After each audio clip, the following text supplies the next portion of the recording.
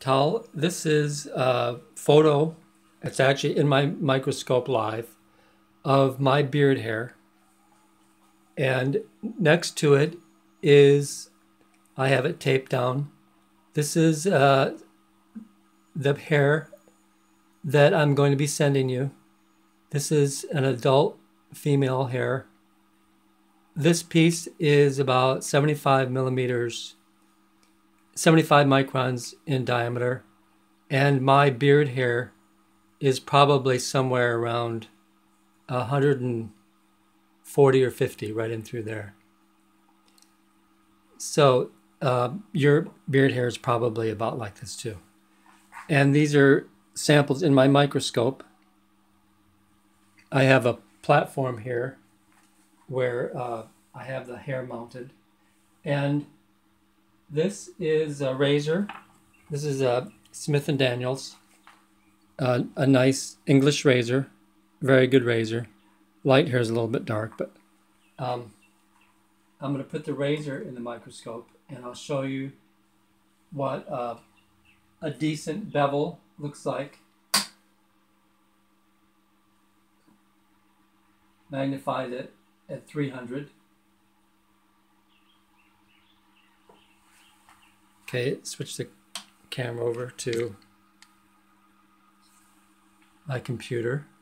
So this is a Japanese natural finish stropped razor.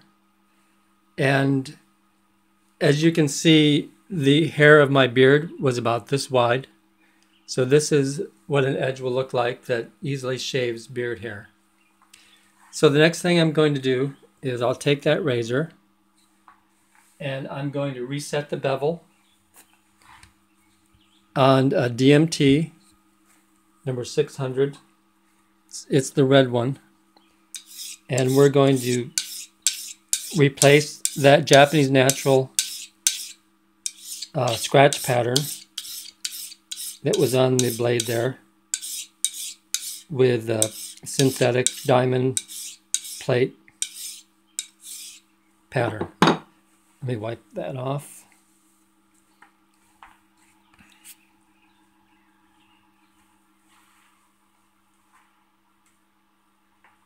I have a switch here that switches the viewing from the trinocular here to the computer screen. So this is what the scratch pattern looks like from a diamond plate, the number 600 DMT. Almost everybody has one of these. And you can see how the scratches go right up to the very edge. I could have maybe put more strokes on it, but you can see the scratches begin down here, what we call the base of the bevel. This is the shiny part of the razor where they have their logo and it's all polished. And then this is the edge. Like I said, the magnification is about 315 power. So what we're going to do is remove all these scratches up here.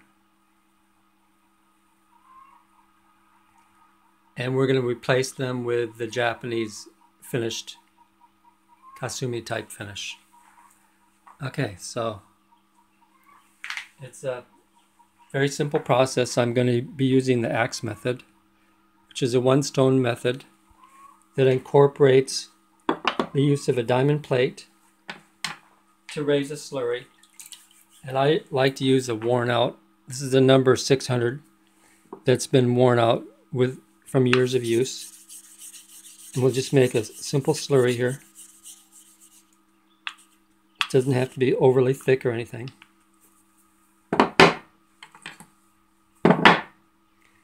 And I use these as handheld stones.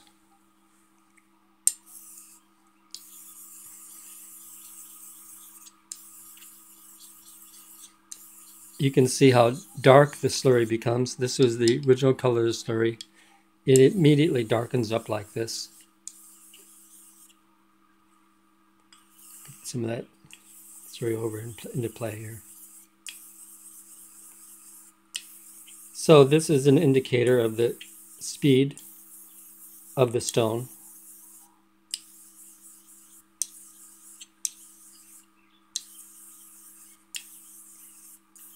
I know these stones are expensive, but this is one reason cutting speed is extraordinary. Where I buy them, they charge me a lot for these very same reasons.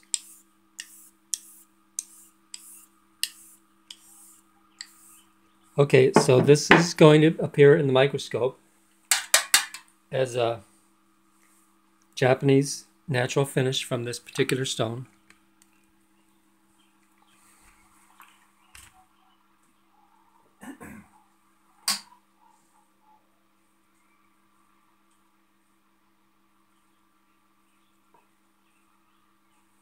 And this is with, well, you could see 25, 35, 45 seconds. This is just one side of the razor on that Kiita. And we'll scroll down towards the base of the bevel. And you're going to see some of those scratches from the DMT. Here's some real dark ones down here. Here we are at the base of the bevel, and we'll follow the darker scratch there all the way up to the edge.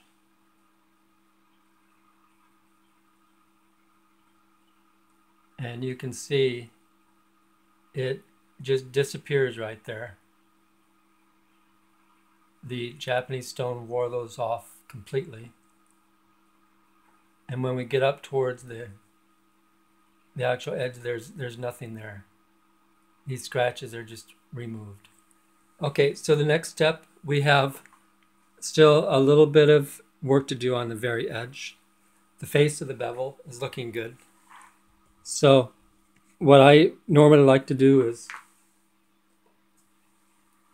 I'll take and I'll rinse the stone off. This is the depleted slurry. I have a water bath there. And I'll make another lighter, fresh slurry. Like that. And this slurry is composed of larger grit particle or grit bundles that represent what the diamond plate can wear off. So we got a very light slurry here, as you can see. We're just going to do a few edge leading strokes.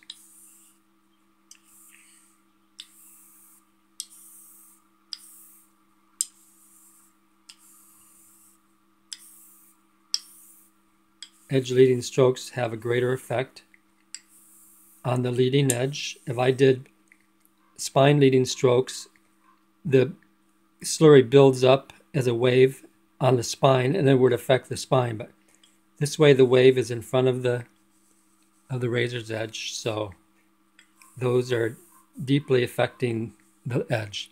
I'm going to rinse the stone off and my blade. So now we have more or less clear water. There's always a little bit of loose slurry in there in the water, so we can rinse that off again. And you end up with lighter, slower strokes, less pressure, and with less slurry. Okay, that should be enough, believe it or not. Wipe off the edge, go back up to the microscope.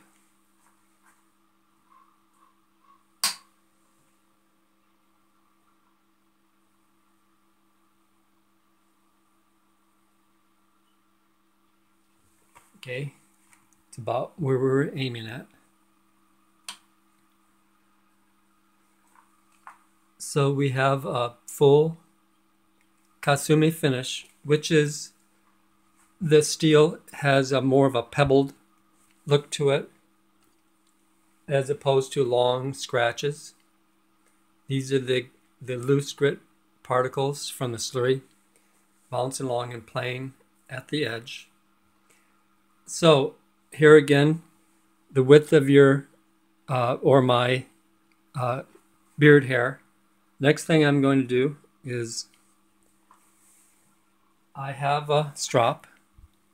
This is my old standby.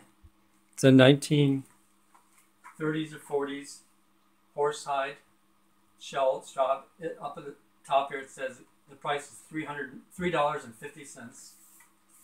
So it gives you some idea how old this strop might be. But I did recondition it. I used a Japanese hand plane,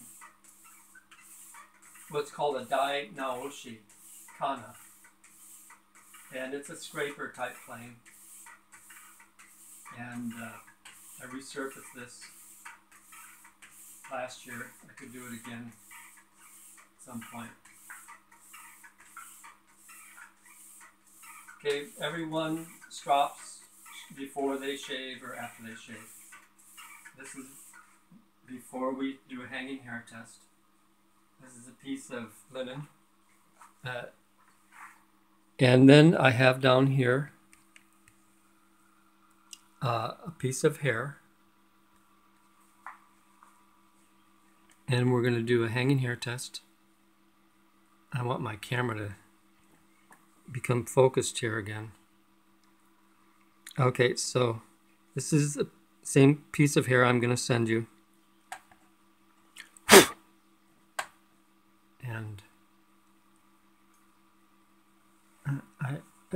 the focus is so, maybe that's better, okay. So this is, I'm going to hold the hair about an inch away from the blade, and that came back onto against my hand.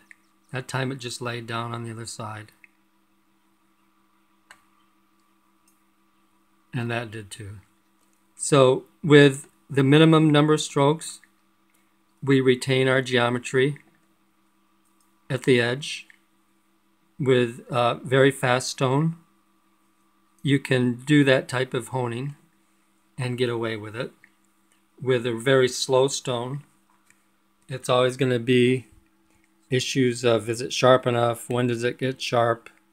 But when the slurry gets dark like that, it gives you indicators along the way how much cutting is actually going on. Okay, this is a 12-minute video, and I think that was pretty quick to go through the whole process, including the microscope and all that. So I'm going to ship this video off to you.